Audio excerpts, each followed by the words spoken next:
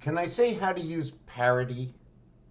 It's funny, sometimes when I speak, I make up words. I just make up words. I have no idea what they mean at all, absolutely, but I want to make up some parody right now. Some parody. What you think you know? Do you really know? What do you know? What is so absolute about what you know? Communication. A friend of mine was speaking about communication, and for those of you who have been following me for whatever period of time, for those of you who receive my emails, you do know at the bottom of my email it says, an argument is an uncompromised discussion. What is a discussion? How do we discuss? Who is the judge? What is the morality of a judge? What is the judge's position? What does a judge do? What color is the judge? Why should the judge be black and white? What does it mean to be black and white? What is the story? What is the clarity? What is the purity? What is the marriage? What is the ring between each scroll that fits inside the ring? I hold two stories. No more of the truth to the right than it is to the left hemisphere. For it is within my own recognizance and judgment that I shall choose, and here is how the judge thinks. Here is how the judge thinks. How does the judge think?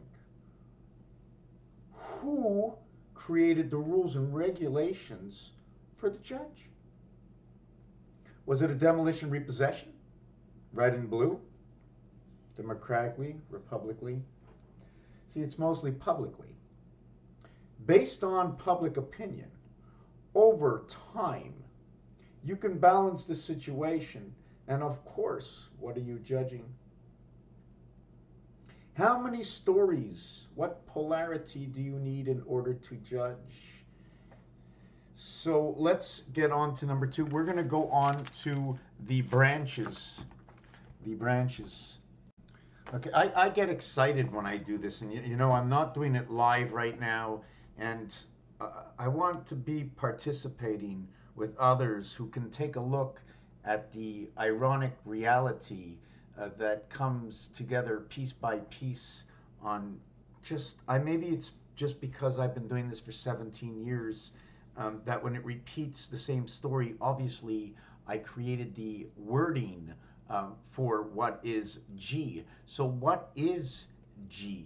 There's other meanings of G. I'm going to have to look it up. I've been always using as the gateway.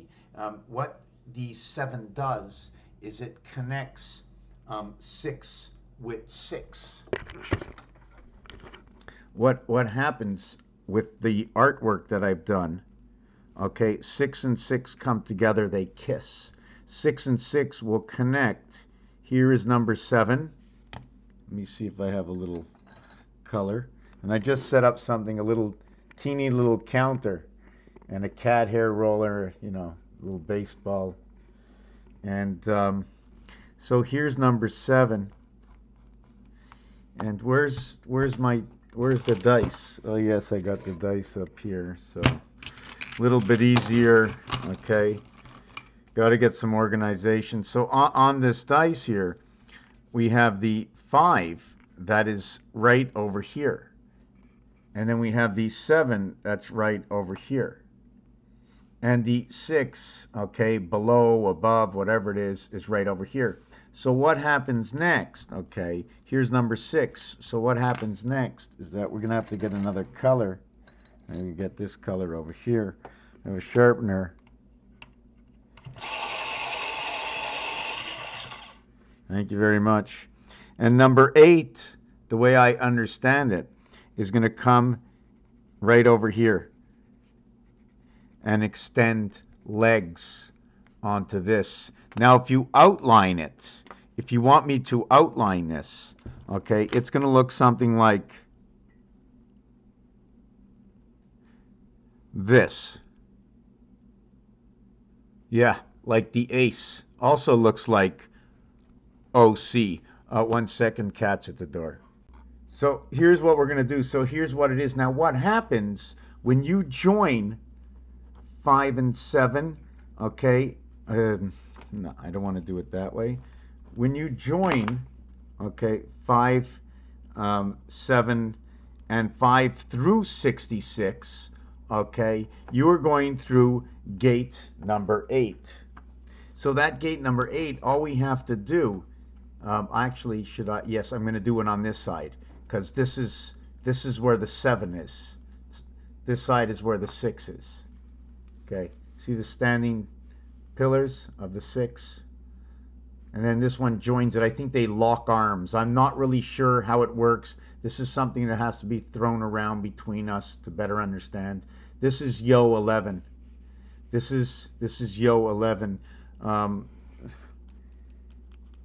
5, 6. Of course, I'm all over the place. 42 and 52. 94 Uranus. The Sun Ura. You can use this in 2-letter combinations, 3-letter combinations. It is an 81 and 81 Venus, just because I broke it up into 2 words. You can break it up again, right, and just call it R and S versus U, and A, which is 42 and 1. Always keep the A separate. It's a dividing letter. Okay, the M and the W also divides. The M is a Roman numeral 1000. It shows a river into what you call the pillars, right? When you're talking about pillars, the I has a pillar. Well, the M, okay, has a pillar on this side and a pillar on this side. This is your life pillar. I'm going to try and explain it to you if I can. This is your book. What I understand through process and research is that we're working with a skeleton reality. And our letters and our numbers are just need to be associated with something else, and it's categorized. It's almost like going to a movie. And I tell you, it's real. And every person on the planet can do it. And you know, deep in your mind, by logic and rational thinking, that it's not real, and no one can ever do it. Ever. But you can't say that, because you must always keep an open mind. If it is, I haven't seen it yet. Look at the dimension inside of that with that white. How far back? How brilliant is that work? Look how far back, by a twist and a dash on a certain angle, it gives a little bit more distance from what's in the front. You can see the eye looks like it's behind this piece, and this piece is behind the eye. It's a brilliant piece.